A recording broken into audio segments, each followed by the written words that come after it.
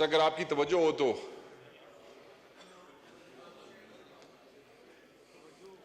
تواڈے حال ویکھ کے تو گل کوئی نہیں کرنی تے ویکھ کے کرنی. سر جی توجہ سر. تھینک یو ویری مچ سر. میرے خیال میں جب سے حلف ہوا ہے آج میں پہلی دفعہ آپ نے موقع دیا, آپ کی بڑی مہربانی. اور اس ایشو پہ جو میرے ملک کے کسانوں کے دل کے قریب ہے, اور آج ہمارا پنجاب کا کسان, سندھ کا کسان بڑی مشکل میں ہے, بڑی اذیت میں ہے, بڑا پریشان ہے. اور سب سے بڑا ظلم یہ ہے کہ اس کی اس پریشانی, اس کی اس اذیت ناک زندگی اور اس کے اس لمحے کے ذمہ دار وہ لوگ ہیں جو اپنے آپ کو عوام کے لیڈر کہتے ہیں. ان کے فیصلوں کی وجہ سے آج کسان اس اذیت کا شکار ہے. ان کی نالائکی کی وجہ سے آج کسان اس اذیت کا شکار ہے. اس سے بڑی نالائکی کیا ہے کہ پنجاب حکومت جو ہے وہ 3200 روپے پہ امپورٹ ہوئی گندم جو ہے وہ 4700 روپے میں خریدتی ہے. اس کے بعد حکومتیں جو ہیں وہ 3900 روپے کی سپورٹنگ پرائس جو ہے وہ فکس کرتی ہے, اور پھر اس قابل بھی نہیں ہے کہ اس کو انشور کر سکے, کیونکہ اوپن مارکیٹ میں اس کو پھر 2800 سے لے کے 3000 روپے تک کی قیمت دی جاتی ہے. آپ مجھے صرف یہ بتائیں کہ وہ کسان جس کو پانی مہنگا مل رہا ہے کیونکہ اس کے ٹیوبویل کے اوپر جو بجلی کا بل ہے وہ بڑھتا جا رہا ہے, بجلی کا بل بڑھتا جا رہا ہے, وہ افورڈ نہیں کر سکتا ہے, اسے بیج جو ہے وہ ادھار اٹھانا پڑتا ہے, اس کے پاس پیسے نہیں ہے, اس کے پاس ڈی اے پی خریدنے کے پیسے نہیں ہے, 14,500 سے 15,000 روپے تک وہ بھی بلیک میں لینی پڑتی ہے, اس کے پاس یوریا کے پیسے نہیں ہے, یوریا بھی 10,000 روپے میں مل رہا ہے.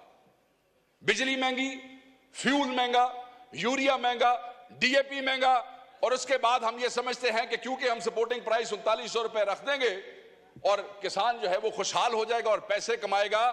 جو اس کی لاگت ہے کسان کی اس گندم کے اوپر, وہ اس لاگت سے بھی 47% کم کی آپ نے سپورٹنگ پرائس بھی رکھی, آپ یہ دیکھ لیں یہاں پہ. اور جو آگے تقسیم پنجاب کے اندر ہو رہی ہے وہ ایکڑ پہ 6 بوریاں ہیں, اور 6 ایکڑ سے اوپر کی اجازت نہیں ہے. 36 بوریاں, یعنی کہ 6 ایکڑ سے آگے 36 بوریوں سے آگے حساب کتاب نہیں ہے, اور اس کا بھی کوئی کھاتا کوئی نہیں چل رہا ہے. مجھے تکلیف اس بات کی ہے کہ اس ایوان میں بیٹھے ہوئے زیادہ تر لوگ ذمہ دار ہیں, زیادہ تر لوگ کاشتکار ہیں, کوئی چھوٹا ہے, کوئی بڑا ذمہ دار ہے, اور اگر خود ذمہ دار نہیں ہیں تو ذمہ داروں کے ووٹوں سے الیکٹ ہو کے یہاں پہ آئے بیٹھے ہیں. مگر آپ نے جیسے کہا کہ ایک پارٹی کی طرف سے آپ نے ان کو جوش دلایا کہ بھائی بولو, تسی بھی بولو, تہاڈا بھی صوبہ ہے, تہاڈی حکومت ہے, تساں بھی گل کرو. آپ کو بتانا پڑا ہے, دل نہیں کرتا ہے. obviously جب عوام کے اور کسان کی گردن کے اوپر چھری پھیرو گے تو کیسے ڈیفینڈ کرو گے اپنی حکومت کو؟ جب کسان کو حلال کرو گے تو کس منہ سے ڈیفینڈ کرو گے اپنی حکومت کو؟ اس لیے تکلیف ہوتی ہے. اور 70 لاکھ ٹن سیلیبل گندم پڑی ہے پنجاب میں, ابھی میاں صاحب نے کنفرم کیا, اور اس میں سے کہتے ہیں کہ پاسکو اور جو صوبائی حکومت ہے وہ کہتی ہے جی صرف 20 لاکھ خریدنی ہے. میں نے یہ دسو سر, تے باقی 50 لاکھ نو آگ لا چھڑیے, باقی 50 کو کیا کرے؟ آگ لگا دیں یا چوہوں کو کھلا دیں یا پھر وہ فیڈ والوں کو بیچ دیں. سنا ہے وہ بھی گندم شندم لیتے ہیں آگے مرغیوں کی دوائیاں بنانے کے لیے, ان کو بیچ دیتے ہیں.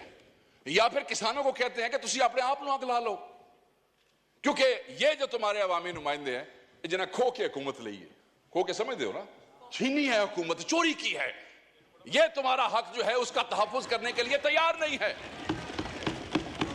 سو میں یہ سمجھتا ہوں کہ وہ سیکٹر جو فسکل ایئر میں 2020 اور 21 میں پاکستان کی جی ڈی پی میں جس کا 22.7% حصہ تھا, 2020-21 میں جو پاکستان کی لیبر فورس کا 37.8% تھا, آج اس کی جی ڈی پی میں بھی حصہ زیادہ ہے, آج اس کا لیبر فورس میں بھی حصہ زیادہ ہے.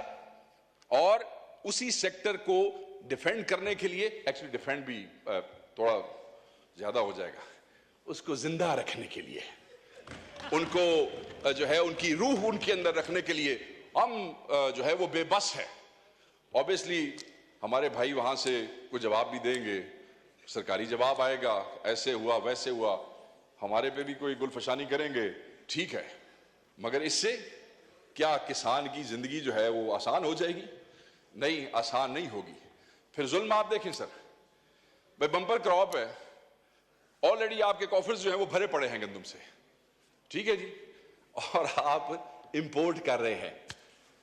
ہم تو صرف اپنے بھائیوں سے یہ پوچھنا چاہیں گے کہ اس حکیم لقمان کا نام بتا دیجئے، یا اس آئنسٹائن کا نام بتا دیجئے جس نے کہا کہ بمپر کراپ بھی پئی جے بٹ کوئی اپنا بھی سوچ لئیے، کچھ منگوا لیں وہاں سے، اور وہ منگوا لیا۔ منگوانے کے بعد وہی میں نے بات کی کہ 3200، اور پھر حکومت نے وہی 3200، اب جب پتہ لگے گا نا 3200 پہ امپورٹ کس نے کی ہے، یہ بھی ایک نئی کہانی ہوگی، کیونکہ اس 3200 والے سے پھر 4700 پہ آپ نے خریدی کیوں؟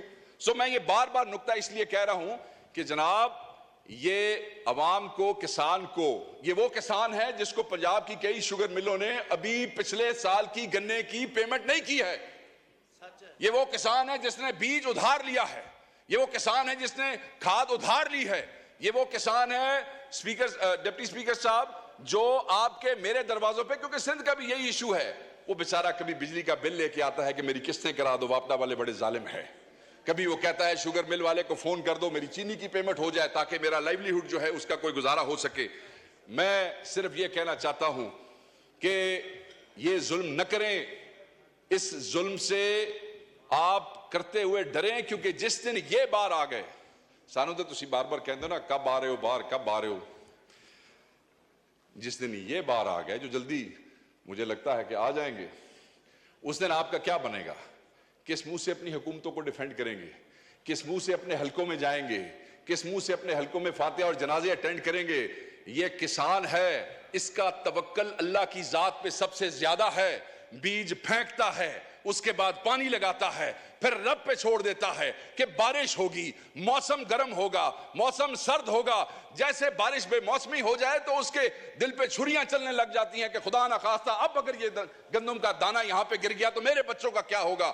وہ رب پہ توکل کرتا ہے، اور جب اس کے بعد کٹائی ہو جاتی ہے وہ بیچنے کے لیے جاتا ہے تو وہ بے شرم اور بے غیرت جو درمیان والے دلال ہیں جو مارکیٹ کے اندر بیٹھے ہیں وہ پیسہ کما جاتے ہیں، مگر اس ذمہ دار کو کچھ نہیں ملتا ہے، اس کسان کو نہیں ملتا ہے، اس پنجابی کو نہیں ملتا ہے، اس سندھی کو نہیں ملتا ہے۔ میں نے صرف آپ سے یہ ریکویسٹ کرنی ہے کہ خدا را ان کی زندگی آسان کریں، ان ڈکیتوں کو بے نقاب کریں، ان کی زندگی آسان کرنے کے لیے کچھ ایسی۔